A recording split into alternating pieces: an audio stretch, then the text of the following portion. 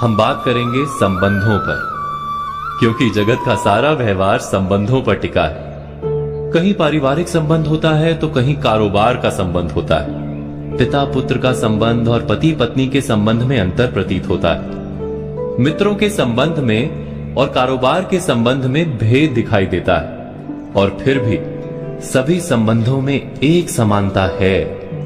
पहले मधुर और प्रिय लगने वाले संबंध बहुत जल्द ही कड़वे प्रतीत होने लगते हैं। क्या ऐसा नहीं होता?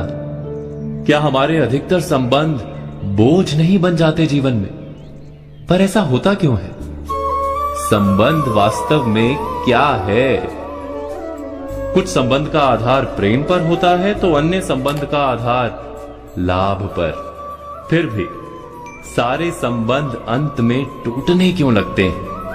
एक व्यक्ति जब दूसरे से बंध जाता है तो उसे बंधन कहते हैं, किंतु दो व्यक्ति जब एक दूसरे से बंधे होते हैं तो उसे संबंध कहते हैं। सम अर्थात समान, और बंध अर्थात बंधन। घोड़े और उसके सवार के बीच संबंध नहीं, वहां केवल घोड़ा बंधन में है, सवार मुक्त है। संबंध में दो व्यक्ति एक ही प्रकार से बंधे होते हैं, अर्थात प्रत्येक संबंध में दोनों व्यक्ति कुछ प्राप्त करते हैं।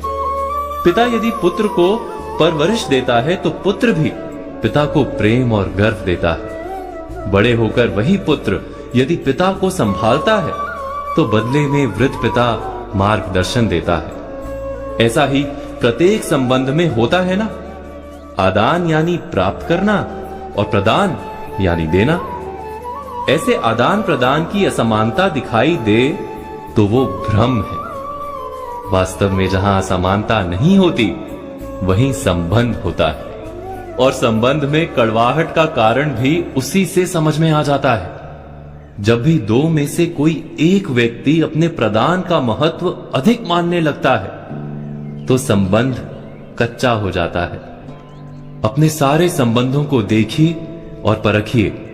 यदि कड़वाहट है तो अवश्य आप पाएंगे कि आपका अपना अहंकार बढ़ गया है। जब भी संबंध में किसी एक का अहंकार बढ़ जाता है तो वो संबंध दूसरे के लिए बोझ बन जाता है। जैसे प्रेम के लिए मांग विष है, ठीक वैसे ही अहंकार किसी भी संबंध के लिए जहर है।